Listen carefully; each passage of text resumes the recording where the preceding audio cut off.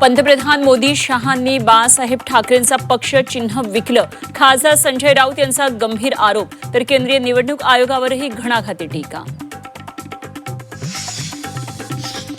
मनसे अध्यक्ष राज ठाकरे पुणे दौऱ्यावर. नेते पदाधिकाऱ्यांसोबत चर्चा करणार. पुणे मनसेमध्ये फेरबदल होण्याची शक्यता.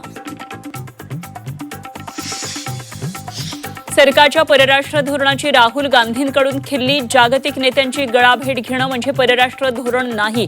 राहुल गांधींचा हल्लाबोल. भर कार्यक्रमात केली थेट मोदींची नक्कल. तर भाजप नेत्यांकडून राहुल गांधी यांचा खरपूस समाचार. परराष्ट्र धोरण भारतासाठी फार मोठी गोष्ट. पंतप्रधान मोदींच्या कृतीमुळे देशाची प्रतिमा डागाळली. खासदार संजय राऊतांचा मोदींवर घणाघात.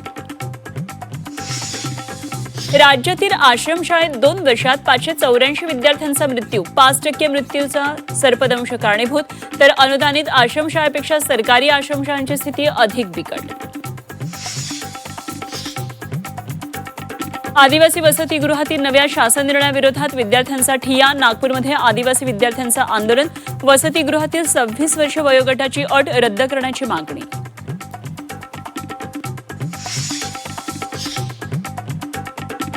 यवतमाळ जिल्ह्यातील शालेय पोषण आहार योजनेचा फज्जा. गेल्या 10 दिवसांपासून 2103 शाळांमध्ये मध्यान्ह भोजन नाही. विद्यार्थ्यांवर घरून डबा घेऊन येण्याची वेळ. तामिळनाडूत उसाला प्रतिटन 4,000 रुपयांचा दर जाहीर. केंद्राच्या 3,290 रुपये एफआरपीवर. विजय थलपती. सरकारकडून 709 रुपयांचं अनुदान. प्रोत्साहनपर अनुदानामुळे बळीराजाला मोठा दिलासा.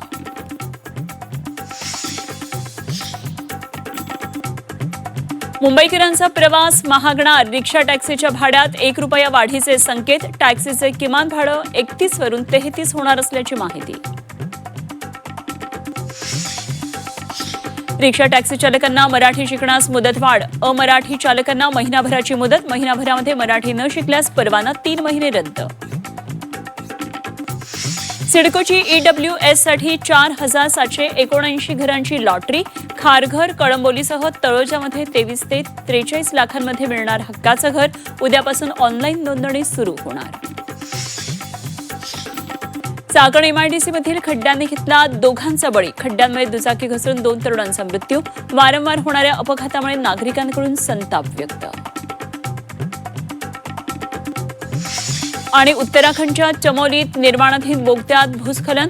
दुर्घटनेमध्ये 9 कामगारांचा दबून मृत्यू. बोगद्यामध्ये अडकलेल्या 16 कामगारांना सुखरूप बाहेर काढण्यात बचाव पथकाला यश.